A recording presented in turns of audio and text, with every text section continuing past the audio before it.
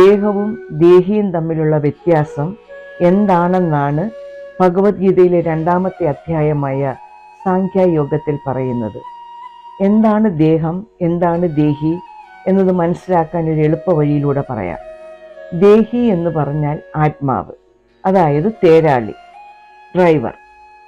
ദേഹം എന്ന് പറഞ്ഞാൽ ശരീരം, തേര് അല്ലെങ്കിൽ വാഹനം. ഒരു വാഹനം ഓടണമെങ്കിൽ ഡ്രൈവർ വിചാരിക്കണം. ഡ്രൈവർ ഉദ്ദേശിക്കുന്ന സ്ഥലത്തെ വാഹനം നീങ്ങുകയുള്ളൂ. അതുപോലാണ് നമ്മളെ ശരീരം കൊണ്ട് എന്ത് കാര്യം ചെയ്യുന്നെങ്കിലും അത് ആത്മാവ് അറിഞ്ഞിട്ട് മാത്രമായിരിക്കും. ആത്മാവാണ് നമ്മളെ കൺട്രോൾ ചെയ്യുന്നത്. പിന്നെ ഡ്രൈവർ വണ്ടി ഓട്ടിക്കണമെങ്കിൽ എങ്ങനെയാണ് വണ്ടി ഓട്ടിക്കേണ്ടത് എന്ന ജ്ഞാനവും വേണം. അതായത് എങ്ങനെയാണ് കാറ് സ്റ്റാർട്ട് ചെയ്യേണ്ടുന്നത്, അല്ലെങ്കിൽ ആക്സിലേറ്റർ എപ്പോൾ കൊടുക്കണം, എപ്പോൾ കുറയ്ക്കണം, ബ്രേക്ക് എപ്പോൾ ചവിട്ടണം. ഈ ജ്ഞാനം ഉണ്ടെങ്കിലേ ഡ്രൈവർക്ക് വണ്ടി ഓട്ടിക്കാൻ സാധിക്കുകയുള്ളൂ. എന്നാൽ ഈ ജ്ഞാനം മാത്രം മതിയോ വണ്ടി ഓട്ടിക്കാൻ? തിയറി ടെസ്റ്റ് പാസ്സായാൽ നമുക്ക് ഉടനെ വണ്ടി എടുക്കാൻ പറ്റുമോ? ഇല്ല, പ്രാക്ടീസ് വേണം. അപ്പോൾ എത്രത്തോളം നമ്മൾ വണ്ടി ഓട്ടിക്കാൻ പ്രാക്ടീസ് എടുക്കുന്നോ, പരിശീലനം നേടുന്നുവോ, അത്രത്തോളം സുഗമമായിട്ട് നമുക്ക് വണ്ടി ഓട്ടിക്കാൻ സാധിക്കും, ഇല്ലേ?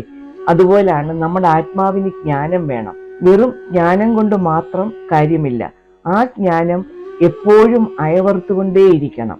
അങ്ങനെ അത് ജീവിതത്തിൽ പ്രാക്ടീസ് ചെയ്തുകൊണ്ടേയിരിക്കണം. അതിനാണ് യോഗം എന്ന് പറയുന്നത്.